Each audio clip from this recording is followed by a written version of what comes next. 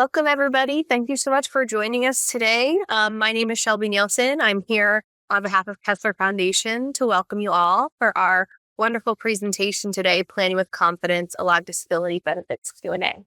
I'm joined today by two phenomenal individuals, Jonathan Gudema and Gabriel Hermann. I will pass the mic over to Jonathan, who will be our host for today. So without further ado, here you go, Jonathan. Okay, great. Thank you, Shelby, and thank you, Kessler Foundation. Many of you may have been on a previous presentation I gave about a month and a half ago. And that was basically about planning issues. That's really more my specialty, estates and trusts and how to protect benefits and also do some estate planning. But based on that popularity, that talk, I had spoken to Gabriel, and I'll introduce Gabriel as how many years? 30 years experience in disability law. And sometimes as an attorney, one of the things we learn is we find other attorneys who really know their stuff. So I felt that let's bring us all together and let's have an open Q&A. And I think we'll probably, by chance, I believe we'll probably run up against the hour time period. So I really want to get going and start. But just so you know that this is, number one, this is being recorded. Number two, you'll get the summaries and you want to listen to the recording. And number three, the contact info for myself and for Gabriel. You can reach out to us if there are open questions, something you heard on this, anything you really want, you can reach out to us and we will get back to you. So I do want to ask Shelby, we had one poll question, just one poll question. So let's see if we can do the poll question. I'm going to read the answers out loud to everybody. So 47 people, 100% of the people actually on the call took the poll. Thank you, everybody. 23% have not started the process. So that's important for us to know. And 15%, that's just getting started. So that's basically 38%, 38% sort of in the beginnings, and then another 10 and others. So let's say, we at the point of this poll, and I want Gabriel to have to hear this, is that we do have a spectrum of people. Our first question, and I think Gabriel, you can sort of elaborate on a little more on sort of the beginning stages. But people did submit some of the questions in advance, and I do want to try to get to those handful of questions. So somebody asked a question. I understand it is very difficult to establish eligibility to receive SSDI. One aspect I heard was that you can expect to be denied several times before they may approve the benefits. And I'm also wondering about the advisability of working with an attorney who specializes in this area. Should you begin with an attorney or after you've been denied? So, and you could also elaborate on some of the initial challenges people face in getting started. Okay. With regards to the claim, there are a lot of different programs that fall under the Social Security disability umbrella. The two most relevant are Social Security disability and supplemental security income. That's SSD or SSI, also known as Title II and Title 16. Title II benefits, which is SSDI, if you will, is the benefits that an individual is entitled to if they have paid into the system, if they have earnings in the system, depending on age, depending on how much.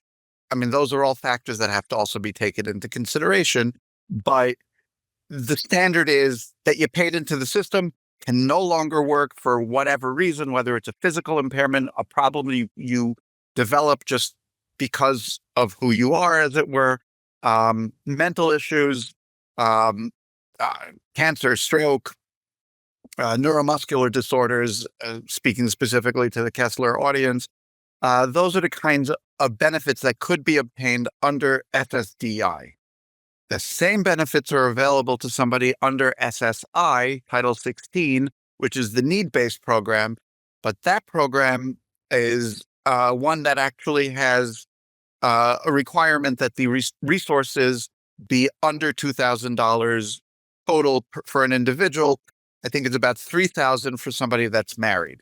So those are the two kinds of programs that are out there. Answering the easy part of the question of whether somebody should start on their own or with counsel, selfishly, I'm going to say with counsel. but not because of the reason that people might think.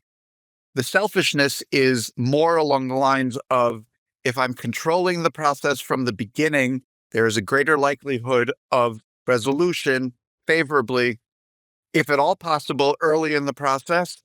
But if somebody comes to me after they've already filed and have already made mistakes, it's more difficult to correct the mistakes that were made.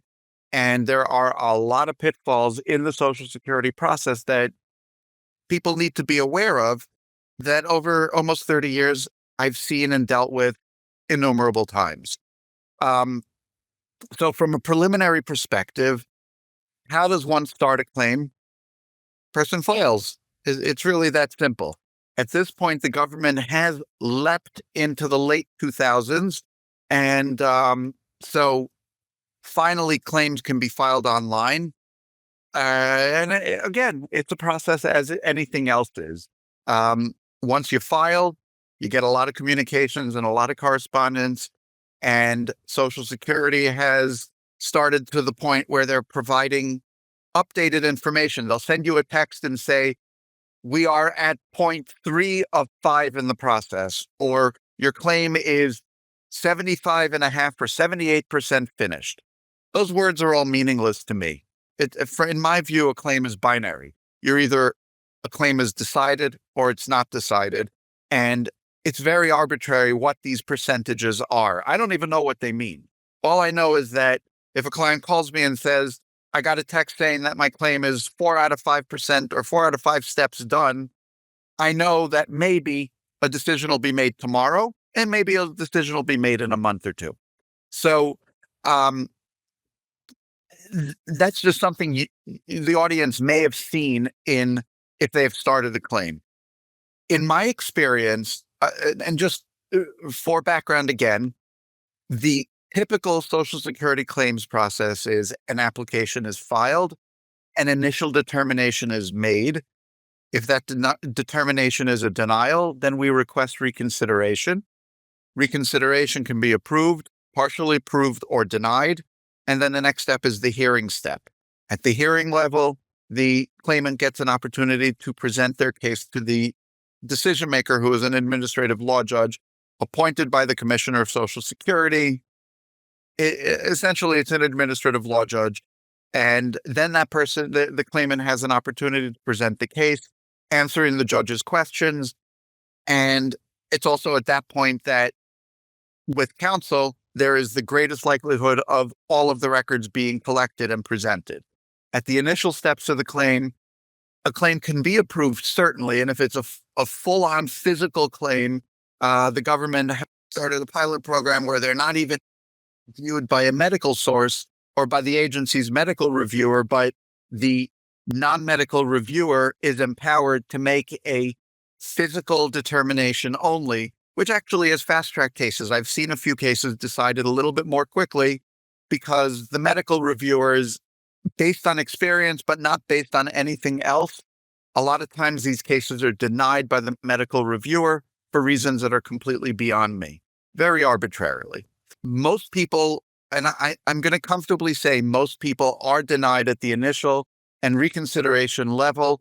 I will give the cynical reason because the government wants to deny them and see if they're going to appeal. And if they appeal, great, then they'll be processed again and maybe they'll be approved. But I would say numerically, significantly less people end up at a hearing than file an initial claim, either because they've been denied and said, okay, the government says I'm just not disabled, so okay, I'm not disabled, or they get frustrated by the process and give up, or they're approved in the rare occasion that they're approved. But if you want to put a number to probably 60 to 70% of people are denied at the initial 2 stages. And at the hearing level, I can only speak from my own experience. My clients win, I want to say 85 to 95% of the cases. And the denials could either be because a person isn't as disabled as they think they are.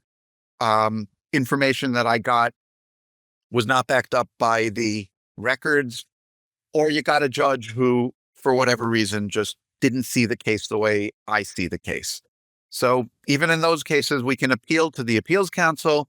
Sometimes those cases get reversed and remanded for another hearing. If the appeals council declines to review the case, select cases, I should say, we'll go to U.S. District Court. We'll file an appeal in district court, literally suing the government. And generally, if I'm taking it to district court, we will get it reversed and get another hearing. And you go up and down the line enough times, and the cases more often than not are approved. So what I would say, the takeaway is being denied is not the end of the process. Well, I have a follow-up question because I haven't done that type of work ever.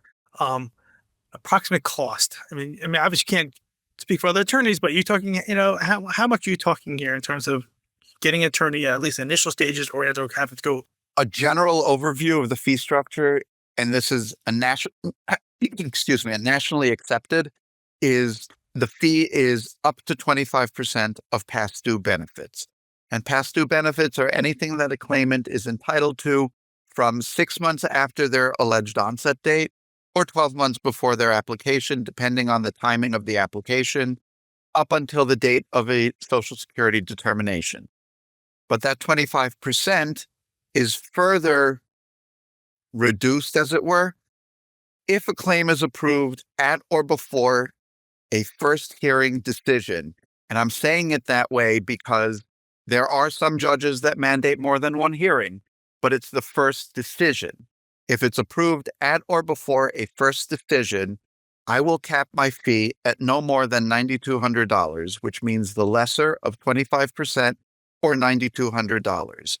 What that means is, using an easy math, a lump sum of $60,000. Somebody is owed $60,000 because their monthly benefit, let's say, is $4,000 a month, and it took 15 months for the decision.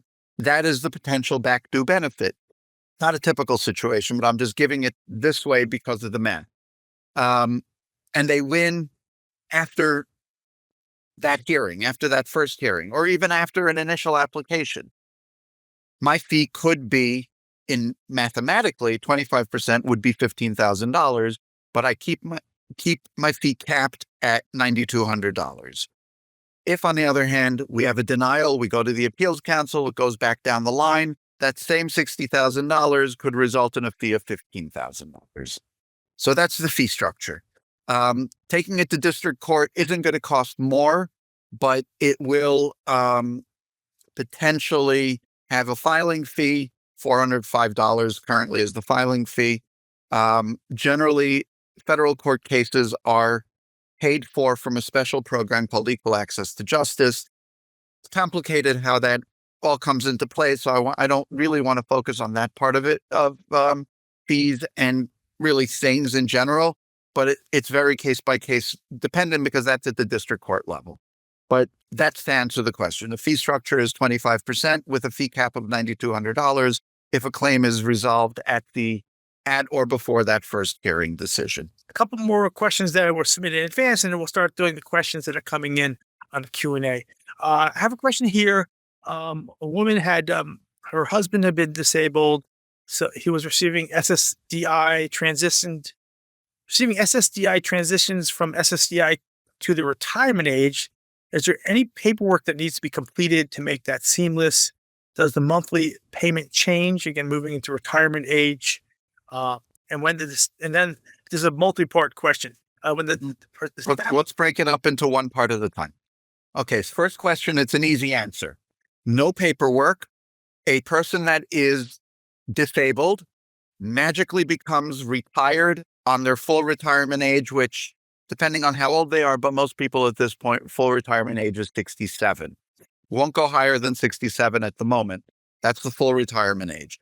So if the individual is 62, they'll continue getting benefits until 67 at Social Security rate.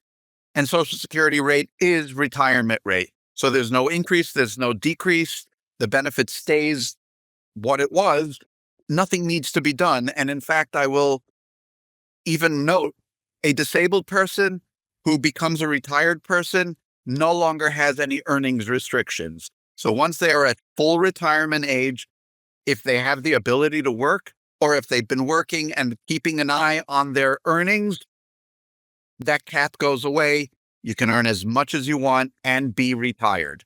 The follow-up question really has to do with the spouse. So the spouse in this question doesn't have a lot of retirement, mainly because she had to change her career to be able to be more of a caretaker. What happens to the spouse's income? How does it affect the spouse in terms of So if the spouse is at full retirement age as well, the spouse can collect whatever the rate is that spouse would be collecting off of his or her his disabled, now retired spouse. Her question was also, is there an advantage of getting divorced? She didn't, sometimes there might be some financial advantage for being divorced, or maybe not. And I don't know the answer to that. That is conflating SSD and SSI. That is the need-based program and the non-need-based program. I've never really advised people to get a divorce. There's a lot of other expenses and a lot of other complications associated with that are so far outside my wheelhouse, I don't want to go there. But what I will say is that if an individual is on straight disability or straight retirement, there is no benefit to being divorced. The benefit is going to be the same as a retired divorced spouse or disabled divorced spouse or retired. In all of these permutations, there's no benefit to being divorced. Again, you're not getting more, you're not getting less. Okay. Yeah. The same person had a question. We don't have to really go into it about the accessing a 401k or IRAs. I actually know the answer to this question was that if they're really disabled, they do have access to at least the IRA money prior to 59 and a half without a penalty. Correct. But the 401k, I believe it depends on the plan. I think if you show anybody a statement of disability, if you have a Social Security determination of disabled, it kind of takes away all of the rules about penalties and whatnot for people. They can tap it. Doesn't mean that it's going to be tax-free. They're going to have the same tax consequences, but they're going to be able to tap retirement funds without penalties, as long as there is a determination from Social Security, the federal Social Security of disability. Yeah. Next question. She wrote, I need therapy. 1, I need therapy. 2, I need transportation to go to therapy. 3, I need a wheelchair that will permit me to stand as I sit too long. 4, I need to know what organizations will help a person who's wheelchair bound. So I don't know if I think this is a little bit beyond this. I don't know if you can answer that question. I can answer it kind of around the bend, as it were. Yeah. An individual, I mean, these are all service provider questions. If somebody is disabled and on SSI, and this is the need-based program, then they're also eligible for Medicaid. And counterintuitively, Medicaid is a lot more generous with these kinds of durable good things, such as a wheelchair. Although Medicare will also provide a wheelchair, but a lot of times SSI is better about providing that and reimbursing things like that, for those kinds of circumstances. As far as who's going to provide and accommodate, some jobs will accommodate people in need of a wheelchair. Some won't. And if the questioner is in a permanent state of needing to be in a wheelchair because they're unable to stand and walk on their own, as I say, jobs will hire them, but only with accommodations. And then, of course, the question would be, what other problems exist? From my perspective, if somebody is restricted to being in a wheelchair and it's medically necessary and it's documented, I think I probably could win that case, but it would really depend on the medical records. Okay, great. Thank you. Another question that had been pre-submitted. I was in an accident when I was 19 that left me permanently disabled. My question, partially paralyzed. My question is that I did win a settlement from my accident case that went into a trust. I wanted to ask if I was still eligible to apply for disability or SSDI. So there's money put into a trust. Okay, so that is a multi-pronged question. Jonathan, some of it might be more in your wheelhouse relating to the types of trusts that could potentially be there. So the questioner is saying funds were awarded for an accident that occurred when she was 19. These are all magic numbers. These are all important information. Number one, the question is the question I would have is what kind of trust is it? Because if it's a supplemental needs trust or a special needs trust, those are different words for it. Then the funds are as if they do not belong to the questioner for purposes of Medicaid and for purposes of SSI. Now, assuming all that is there, but even forgetting about it, if the person is 19 and had the fortune of a couple of years of work, they're potentially entitled to benefits on their own earnings. Alternatively, if the incident occurred before age 22 and the questioner has a parent who is disabled, retired, or deceased, then the person could potentially be entitled to Social Security disability as an adult disabled child. Mhm. That falls under the Title II, but it is a separate category of Title II.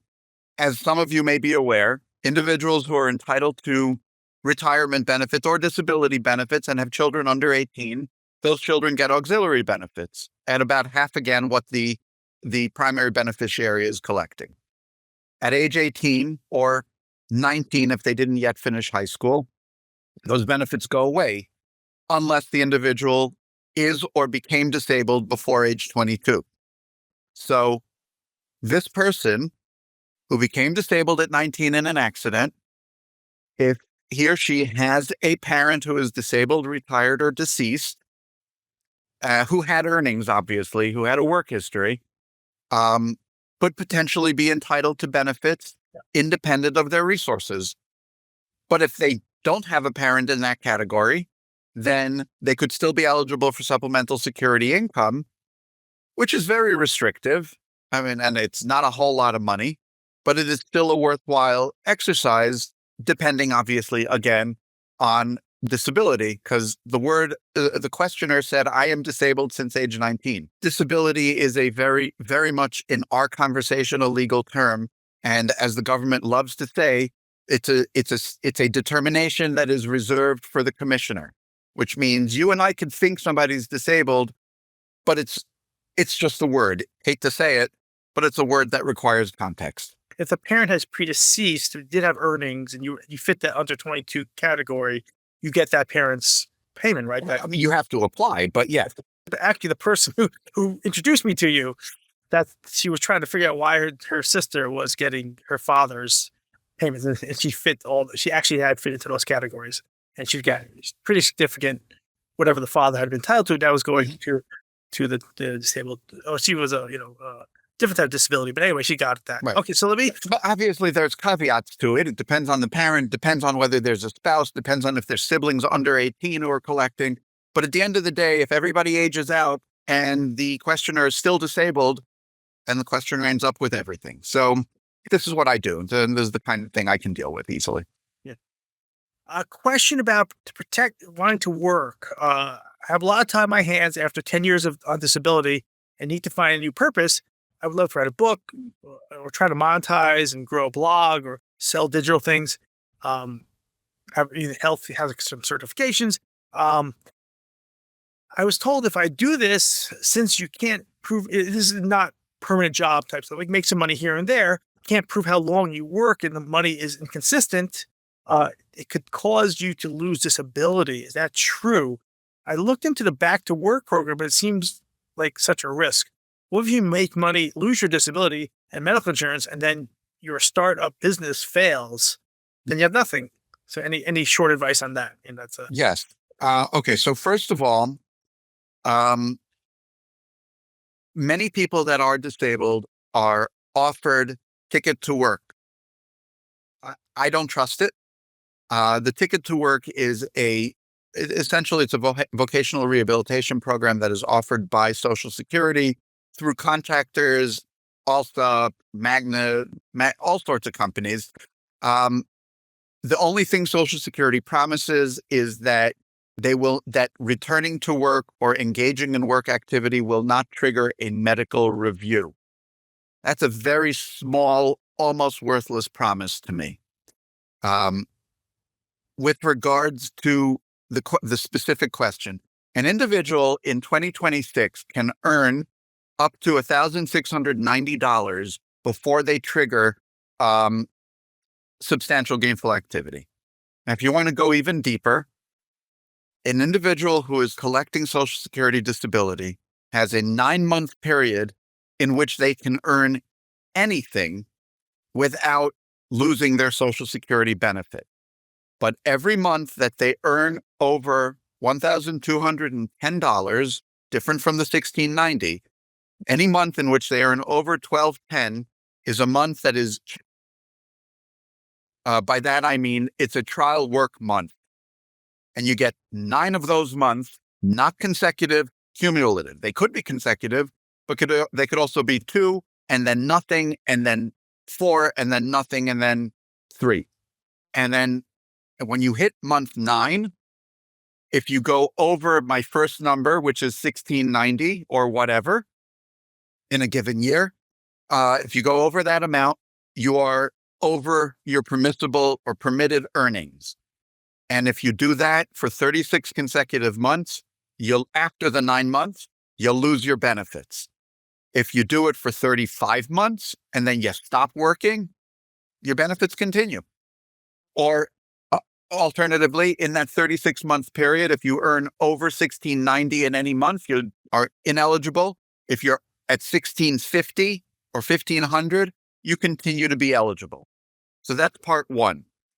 Part 2, self-employment is treated as cumulative divided by 12. So if somebody has $1,500 a month in 1 month and $4,000 the next month and 0 the following month, and all in their annual is $20,000, the government takes the 20, divides it by 12, and then there's no month that they're over substantial gainful activity. It's risky. Average is the average. Right. It is risky. I prefer to see both numbers. And then there's another little wrinkle is called impairment-related work expenses. If the questioner has medical expenses, pays for medication, has some kind of psychiatric care that they are getting that the doctor or the therapist doesn't take insurance, those are all impairment-related work expenses. As are, I don't want to say commuting expenses or travel expenses, but adapting your car, for example. Not sure whether or not buying in a special vehicle that is an adaptive vehicle falls within that. It certainly isn't going to last beyond that 1 year of a deduction, but those are all ways to cut your earnings down. So, often I will ask, and the government will ask when they're generating these forms inquiring about post-disability earnings, they're going to be asking about, did you have any medical expenses that were not reimbursed? I don't mean copay, or rather, I don't mean premiums, but I do mean copays. Okay. And if I were in that situation, I would say, if someone talking to me, I would say, I've talked to an attorney and planned this out very carefully. Absolutely. Because you said a lot. I couldn't even keep track of everything you said there, but you really would want to plan out how are you going to work, how much you can make. Agreed. Question. I'm concerned about my daughter's long-term care and financial security following a car accident in 2019. Which of her physicians is best suited to write a formal letter regarding her disability? She currently receives care. She has primary, she has a neurologist, she has a orthopedist and a neuropsychologist. And the condition has some significant short-term memory impairment, and also a physical issue on her leg. A prior 11-level spinal fusion of severe scoliosis. Given the complexity of neurology and physical changes, you want to make sure that the letter is as comprehensive as possible. So I guess there's one letter that, who would be that? All of them. All of them. Okay. I would say that in a situation like that, where there are so many comorbid conditions and potential complications, all of them. And the reason is very simple. The spine surgeon, if the doctor is willing, is an excellent source for talking about any difficulties that the claimant would have with standing and walking, lifting and carrying, pushing and pulling. You got to be careful because surgeons tend to think they fix the problems, but a smart surgeon is going to recognize that sometimes a problem isn't fixable. Pain management doctors are great for giving restrictions.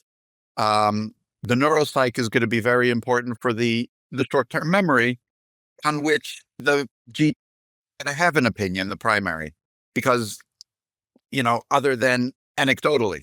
So summaries or narratives from all of these sources are critical. Having said that, stay away from the word disabled. This is just a rule of thumb.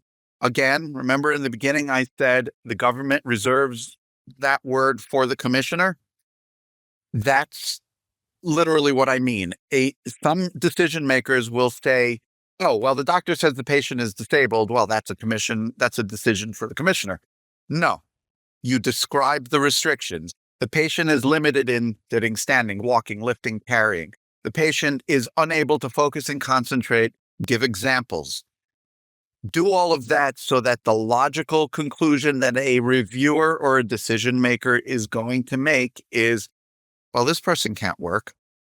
Translate not into work activities, but into home activities. Patient is unable to focus on a TV program for more than 30 minutes at a time. Patient cannot sit through dinner. Patient is unable to go out on family gatherings because of chronic pain. Patient gets distracted by discussions, whatever. It doesn't, I don't know enough. I don't know anything about the case, but these are the kinds of things you want to make sure are noted and articulated. Further, it's valuable for the source to explain why. Patient is unable to straight leg raise because of problems with the lower back. Most decision makers recognize that a negative SLR, or positive SLR, I should say, is a problem with sitting and standing. If a person has problems and needs to be reclined or have legs elevated, those are the kinds of things you want to deal with, because at the end of the day, the government is looking at the person's capacity to perform work, and they use vocational consultants to opine about that. And that's the long and the short of it. Okay, so and the same questioner asked a question about types of trusts to maintain benefits, and the answer is a special needs trust, supplemental needs trust. Use estate planning that will protect, and if you do it in advance and money doesn't go directly to the individual, then they can't protect the assets. But I'm gonna say reach out to me on that question. I don't want to bog us down on that today. This is all the pre-questions. Now we got some online questions here. Somebody asked a question about filling out a disability update report and just needing a little guidance on that. Is that something you're familiar with? Yes. There are two kinds of forms. There is the disability update form, which is really the front and back page. And one of the questions there is, have you discussed disability with your doctor? What has the doctor said? I'm surprised by the number of people that ask me that question instead of just calling their doctor and saying, you know what's wrong with me? Do you think I can work? And the doctor's going to say no. And then they can truthfully answer that question. I've discussed this with my doctor, and my doctor says I can't work. And if the doctor says you can work, then the answer is I have discussed this with my doctor. Because the question doesn't actually ask for what did the doctor say, if I'm remembering the form correctly. But really, these forms are pretty straightforward. They're a precursor to a potential second form, which is a detailed questionnaire. And if you get that second form, then what you're being told is that the government is reviewing you. The first one is an update. They just want to make sure you're still active. And sometimes they do it only because in Social Security hearings, sometimes a judge will issue a decision that says, and I direct the agency to review the person's claim in 12, 24, 36 months. They shouldn't really do that. And I've seen people with incurable medical conditions being told that with proper care, maybe they'll get better, so review them. Sometimes it's true because, when you get Medicare, you suddenly get your pick of the doctors, and then you actually get good treatment. But I rarely see medical improvement in my clients. Sometimes, yes, but very rarely. But with regards to the specifics of this question, the second form, which is the detailed questionnaire, that one, you got to answer everything with an eye on you're being reviewed. And if you stop going to the doctor after your claim was approved, get back to the doctor, because it's already bad enough that you haven't been going to the doctor. To start treatment after you get a notice of termination is really a problem. And, from my perspective as counsel, I tell my clients, keep going to your doctor. If they don't go to the doctor and they tell me they've stopped going to the doctor, I'm not so sure I'm going to take on a continuing disability review claim for them, because I'm starting from underground. I'm not even starting at a fair, even level. And that's the problem. So hopefully the questioner has been going to the doctor and is actively in care and is able to truthfully say active in care. And on the backside of that first simple form, there are who have you been going to? I don't even know if they want addresses, but what they want is type of doctor and when was the last time you went. So you fill that out. If you've had counsel, certainly when I have had clients that have that, I will, as a courtesy, review that form. For that matter, I'll review the other form as a courtesy also. And if they're terminated is when they would retain me for representation. Okay. Interesting question here from the live audience. Currently working and not experience any disability symptoms. However, I have MS and will most likely need to file at some point in the future. Is there anything I need to be doing right now proactively in advance?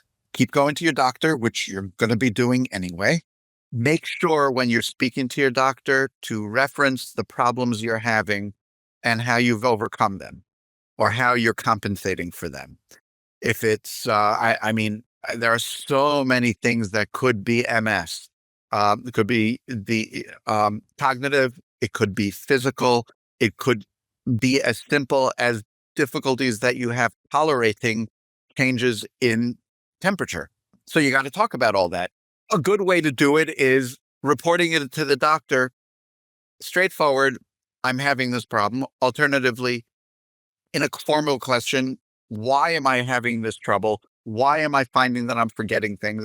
However you do it, the point is to get it into the record. As there's a progressive decline, which unfortunately is, I don't want to say it's inevitable because it's not, but it could happen. You want to be able to point to that progressive decline in the medical records so that you get to a point where it's not like a sudden change in your situation that yesterday I was fine, today I'm not, and that's why I stopped working. Because then the government's going to look at the case and say, well, the person's had MS since 2000X. Why is it that only now is it that they're having problems? Better to show that there's been a progressive decline. I hope it doesn't happen, but if it does happen, I've done plenty of MS cases, and I will tell you that they kind of come in waves, and the government approves and denies them in waves depending on, I don't know, what is the flavor of the day at Social Security. Thank you. How much can someone on SSDI make before it messes with your amount from SSDI?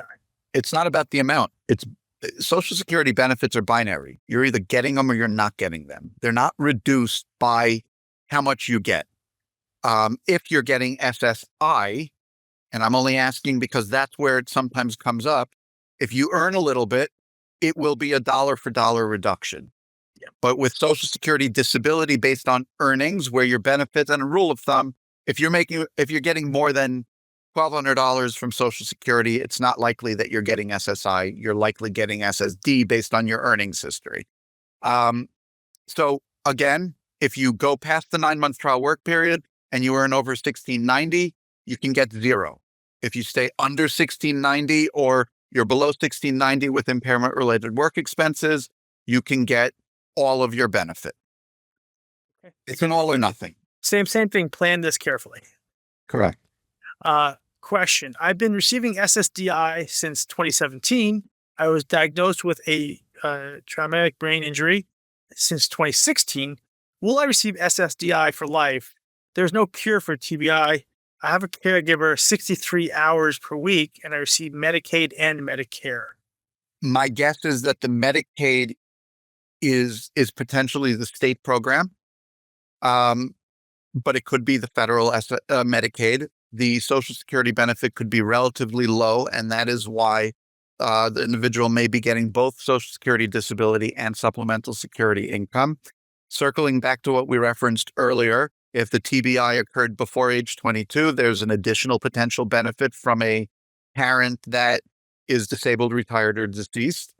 But with regards to lifetime, there's no such thing as permanent disability in Social Security world. At the same time, if you continue to document ongoing problems without any medical improvement, it shouldn't be a problem. If you have a caregiver, that becomes part of the narrative, and it's part of the provable, because you're not getting a caregiver unless you need it. And then you can document that, because Medicaid, who's providing you with a caregiver, would have required some kind of reason for it, which means you have a treating source that seems to be able to articulate effectively your need for home care or wherever the care is being provided. A question here, is this applicable for kids with IEP whose both parents are working and may not qualify? From which age will they be eligible and how to file it?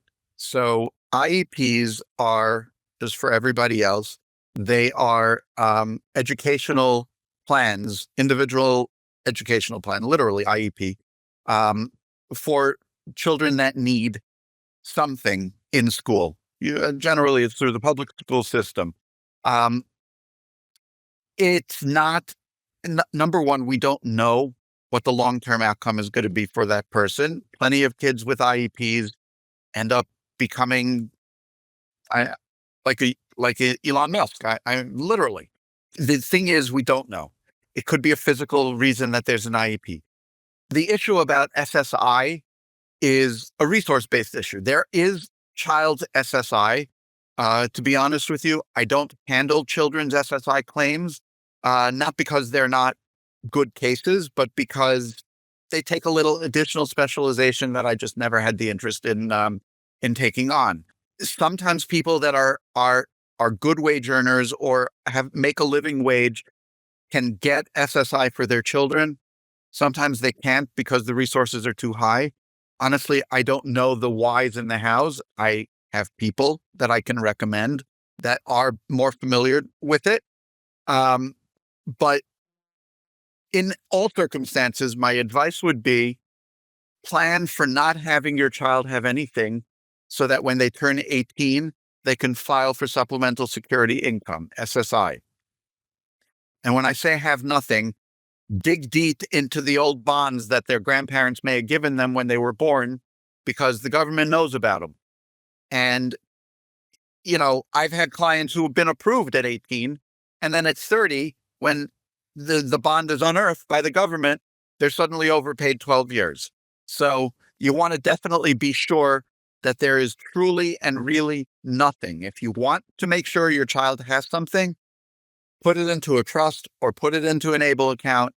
Well, ABLE account, you need a determination of disability, but put it into some form of a trust or just set it aside for yourself with your personal brain saying, I'm going to give it to my kid, but don't.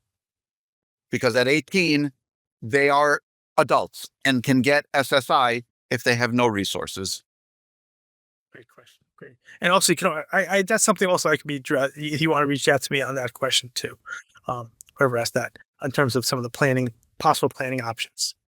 Okay, my son is 19 and is receiving SSI. I understand he can receive SSDI on his parents once one of his parents receives once one of the parents receive their SS benefits. I think we answered this question similar to this. What is the application process? So again, what do they have to do once one of the parents starts getting their Social Security benefits? What is the son, who obviously has a disability before the age of 22? Okay, so first part of that is when the parent is filing for retirement, whether it's retirement at 67 or retirement at 62 or in between, or God forbid dies or is disabled. In all of those circumstances, there is a line asking about the child. And so you mentioned, because the question is, do you have a child under 18 or a child who is over 18 but disabled before age 22? And you want to disclose that. And then most of the time, the government will not process a child's application or an adult disabled child's application until a parent is determined to be disabled. But that doesn't apply the same way for retirement. So if somebody is 62 to 67 and decides to retire, they mention the child in the application. In the remarks section, and this is hot off the presses, this is something they just changed the rule, include in the remarks section, I intend by this application to protectively file on behalf of my disabled child who is under age 22 in this case, because you have to have notice of intent, and the government just made that clear to us. But after a retirement application is filed, you use the child's application, but essentially it's an adult disabled child. It's a child's application for disability benefits, where the wage earner is the parent and the claimant is the child. And that's how you start the process. Or you come to me and we do it. Is a person able to receive regular Social Security benefits if they're already 62 years old while they're going through SSDI process? An individual could file for both early retirement and disability concurrently at the same time. Or they can file for early retirement and then become disabled and then file for disability because they retired at 62 because they had a good life. They are done working, they're tired, and then on their way home from filing their application for retirement or from their 62nd retirement birthday party, they have a horrific car accident and become disabled. And then you collect the early retirement until your disability is approved. And then they give you the difference between your early retirement benefit amount and the disability amount, which is probably about, that is the answer. But I will say this, if you decide to file for early retirement first, I wouldn't be able to help you file because they would require you to actually file for the disability before they would let me into the process. Because we're running out of time, everybody. We have 6 more minutes. And so I just want to get a couple of these questions in. If we didn't answer your questions, again, you can always reach out to either one of us and we will try to answer them. And we may have a similar. Or send an email. And, if it's a reasonable number of questions, I'll just send a response. Send an email to me or send an email to Kessler Foundation. And then that way it can get spread to everybody. Probably be our last question. It depends on how fast you answer this one. I am 58 years old and a paraplegic and have been injured for 10 years. And I've been working since I have been injured. I've never applied for SSDI. I could be losing my job. Would it be set when I was injured or when I stopped working? If approved, would that be full benefits? If you are working, even though you were disabled and you can no longer work, I'm going to have to assume that your job accommodated you to some degree. And if you can't work, it's going to really be the date you stop working, just realistically, because I've seen plenty of cases where somebody has, for example, a stroke, goes back to work and works another decade. And then when they file, they say, my disability began when I had a stroke. And then the government asks for 10 years of explanation of their post-onset earnings, which it's because you were working. So, and the cases get ugly and complicated. The easy answer is your disability onset date is the date you could no longer work because of your disability, which is obviously not the date you became a paraplegic, but the date you could no longer work, which is now or whenever you stop working. And I would say, ideally, see if you can find a way to stop working because of your problem. Job, I don't know if it's applicable, company was bought, employer changed, requirements changed, whatever. there's another question asked, pretty much the same thing, had worked for 8 years after the accident, but had to stop due to a pregnancy and then got too hard on the body. Can you still apply? Pregnancy is a very temporary situation. Well, that wasn't the disability. Disability must have been an accident. No, I understand that. But if the condition recovers, if the physical recovers after the pregnancy ends, I mean, you got to be out or foreseeably out for 12 months before a disability eligibility is even going to be triggered. It's a complicated, really a nuanced case. I would say that yes, it is the same answer. That onset is when you stopped working, not the date of the accident, but the case itself might be a little bit differently complicated. My son suffered a traumatic brain injury at age 4 that left him with physical and cognitive disabilities that continue today. He's 25 and he was able to graduate from college, but he's likely only able to work part-time. We have all his medical records, but we do need to get an updated medical opinion in order to get a Social Security disability determination. That's a question mark. Do we need that? Should we seek insurance coverage through Medicaid or Medicare? All right. So you're not getting Medicare without a Social Security determination, and you're not getting Medicare unless he has an earnings history or he is collecting the benefits as an adult disabled child. It's good that you have the records from age 4, the last 21 years of records. Ideally, getting an opinion from a treating source about his limitations and why he's not able to work more than part-time. If he graduated college, it's fabulous, but what accommodations, if any, did he benefit from while in college?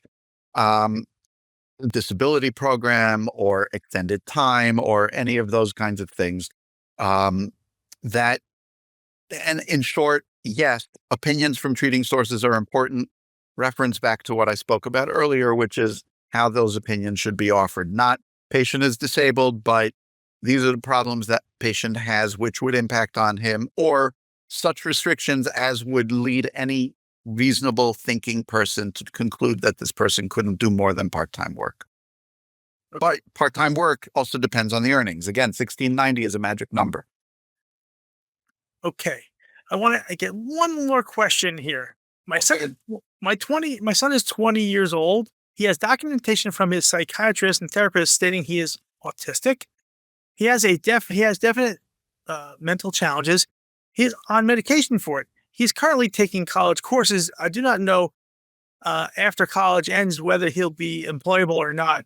Autistic people who have documentation able to go through the process and possibly receive SSI benefits. Generally, I find that the clients that are autism spectrum disorder, because there's such a huge spectrum of what they're capable and not capable of, is very person specific, very individual specific. Additionally, it depends on what the doctors say. And it also depends on how proactively the parents have been working to help them navigate life. Sometimes people that with ASD are surprisingly successful, but they have a parent in the background, I don't want to say pulling the strings, but finding them jobs, helping them do it, interacting for them, or interceding, I should say. Along the same lines, sometimes people get jobs through job coaches, but the job coach is there.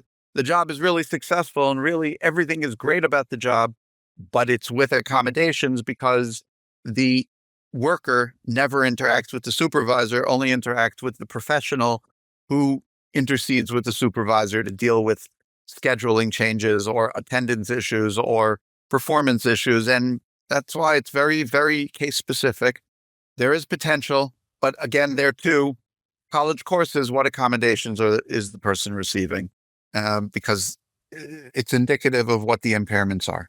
We have to end this. I just want to make a note that number one, you will get a copy of the recording.